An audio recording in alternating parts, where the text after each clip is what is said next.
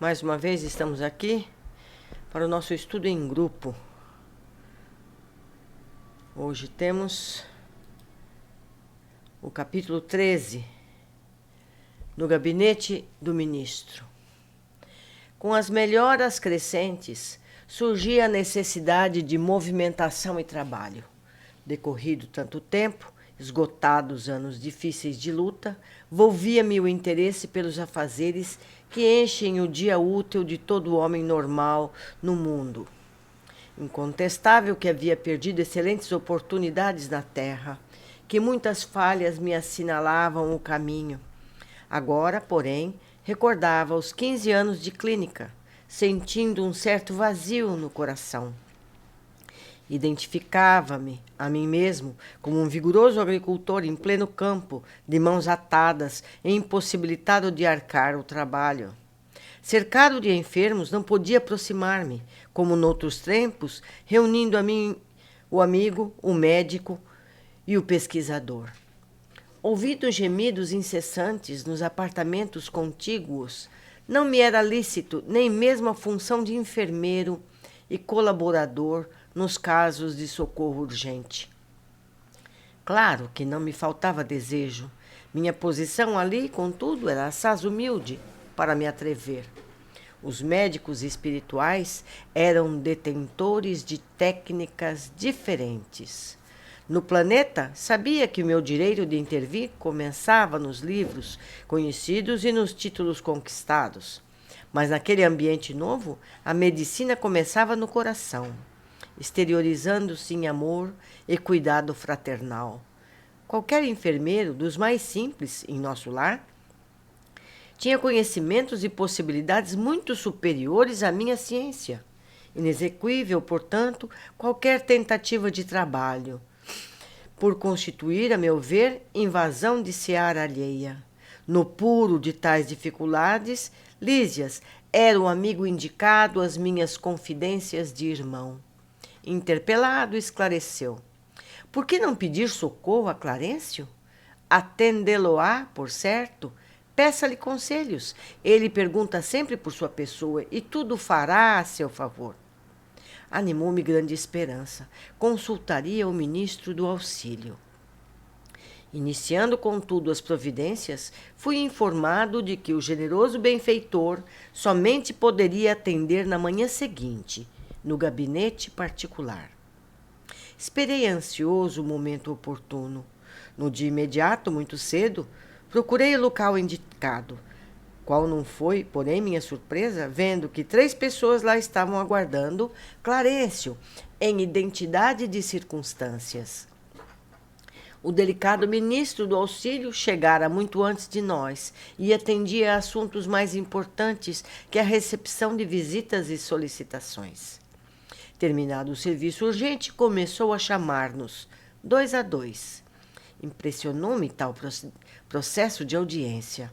Soube, porém, mais tarde, que ele aproveitava esse método para que os pareceres fornecidos a qualquer interessado servissem igualmente a outros. Assim, atendendo a necessidades de ordem geral, ganhando tempo e proveito. Decorridos muitos minutos, chegou-me a vez.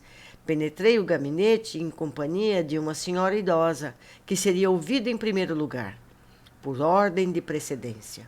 O ministro recebeu-nos cordial, deixando-nos à vontade para discorrer. Nobre Clarencio, começou a companheira desconhecida, venho pedir seus bons ofícios a favor de meus 2 filhos. Ah, já não tolero tantas saudades. Estou informada de que ambos vivem exaustos e sobrecarregados de infortúnios no ambiente terrestre. Reconheço que os desígnios do pai são justos e amorosos. No entanto, sou mãe. Não consigo subtrair-me ao peso da angústia. E a pobre criatura se desfez ali mesmo em copioso pranto. O ministro, dirigindo-lhe um olhar de fraternidade, embora conservando intacta a energia pessoal, respondeu bondoso. Mas se a irmã reconhece que os desígnios do pai são justos e santos, que me cabe fazer? Ah, desejava, replicou aflita, que me concedesse recursos para protegê-los eu mesma, nas esferas do globo. Ah, minha amiga, disse o benfeitor amorável, só no espírito de humildade de trabalho é possível a nós outros proteger alguém. Que me diz de um pai terrestre que desejasse ajudar os filhos, mantendo-se em absoluta quietação no conforto do lar? O pai criou o serviço e a cooperação como leis que ninguém pode trair sem prejuízo próprio. Nada lhe diz a consciência nesse sentido? Quantos bônus ora poderá apresentar em benefício de sua pretensão? A interpelada respondeu hesitante. 304. Ah, é de lamentar, elucidou Clarencio, sorrindo, pois aqui se hospeda há mais de 6 anos e apenas deu à colônia até hoje 304 horas de trabalho. Entretanto, logo que se restabeleceu das lutas sofridas em regiões inferiores, ofereci-lhe atividade louvável na turma de vigilância no Ministério da Comunicação. Ah, mas aquilo por lá era serviço intolerável, atalhou a interlocutora. Uma luta incessante contra entidades malfazejas, era natural que não me adaptasse. Clarencio continuou imperturbável. Coloquei-a depois entre irmãos da suportação, nas tarefas regeneradoras. E pior, exclamou a senhora, aqueles apartamentos andam repletos de pessoas imundas, palavrões, indecências, miséria. Reconheço suas dificuldades, esclareceu o ministro. Enviei-a a cooperar na enfermagem dos perturbados. Mas quem os tolerará, senão os santos? Inquiriu a pedinte rebelde. Fiz o possível, entretanto, aquela multidão de almas desviadas assombra qualquer. Não ficaram aí meus esforços, replicou o benfeitor sem a perturbar. Localizei-a nos gabinetes de investigações e pesquisas do Ministério do Esclarecimento. Contudo, talvez enfadada com as minhas providências, a irmã se recolheu deliberadamente nos campos de repouso. Era também impossível continuar a ler, disse a impertinente. Só encontrei experiências exaustivas, fluidos estranhos, chefes ásperos. Pois note, minha amiga, esclareceu o devotado e seguro orientador, o trabalho e a humildade são as duas margens do caminho do auxílio. Para ajudarmos alguém, precisamos de irmãos que se façam cooperadores, amigos, protetores e servos nossos. Antes de amparar os que amamos, é indispensável estabelecer correntes de simpatia. Sem a cooperação, é impossível atender com eficiência. O camponês que cultiva a terra alcança a gratidão dos que saboreiam os frutos. O operário que entende os chefes exigentes, executando-lhes as determinações, representa o sustentáculo do lar em que o Senhor o colocou. O servidor que obedece, construindo, conquista os superiores companheiros interessados no serviço. E nenhum administrador intermediário poderá ser útil aos que ama, se não souber servir e obedecer nobremente. Fira o coração, experimente-se a dificuldade, mas que saiba cada qual que o serviço útil pertence, acima de tudo, ao doador universal. Depois de pequena pausa, continuou. Que fará, pois, na terra, se não aprendeu ainda a suportar coisa alguma? Não duvido da sua dedicação aos filhos queridos, mas importa notar que haveria de comparecer por lá como mãe paralítica, incapaz de prestar socorro justo. Para que qualquer de nós alcance a alegria de auxiliar os amados, faz-se necessária a interferência de muitos em que tenhamos ajudado por nossa vez. Os que não cooperam não recebem cooperação. Isso é da lei eterna. E se minha irmã nada acumulou de seu para dar, é justo que procure a contribuição amorosa dos outros. Mas como receber a colaboração imprescindível, se ainda não semeou nem mesmo a simples simpatia? Volte aos campos de repouso, onde a se abrigou ultimamente, e reflita. Examinaremos depois o assunto com a devida atenção. Sentou-se a mãe inquieta, enxugando lágrimas copiosas. Em seguida, o ministro fitou-me compassivamente e falou: Aproxime-se, meu amigo. Levantei-me hesitante para conversar. E nisso termina esse capítulo. O que nós pudemos observar? Primeiro, o trabalho no plano espiritual, como na Terra, também temos que desenvolver atividades, lembrando sempre que a Terra é uma cópia do plano espiritual.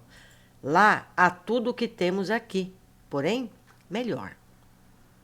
2. Técnica diferente. André já havia percebido que os tratamentos médicos do plano espiritual eram bem diferentes do que ele aprendeu na Terra. Lá, o amor é a primeira das técnicas de cura. Terceira observação, bônus hora. Também no plano espiritual, somos recompensados pelas atividades que temos. É possível que fiquemos inativos, mas dessa forma não teremos recursos para merecer ajuda extra, uma residência ou qualquer coisa além do básico. Eu lembro aqui que me foi contado uma vez que as pessoas que trabalham com crianças, seja no plano encarnado ou no plano espiritual, recebem bônus horas em dobro. Porque não é fácil, né, gente? Quarto item que nós encontramos. Precisamos cooperar para receber cooperação. É a lei universal que precisamos contribuir com o bem comum para merecer também que nos ajudem em nossas necessidades.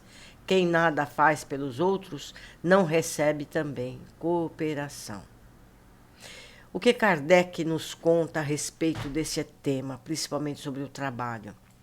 Lemos no Livro dos Espíritos, capítulo 3 inteiro fala sobre o trabalho.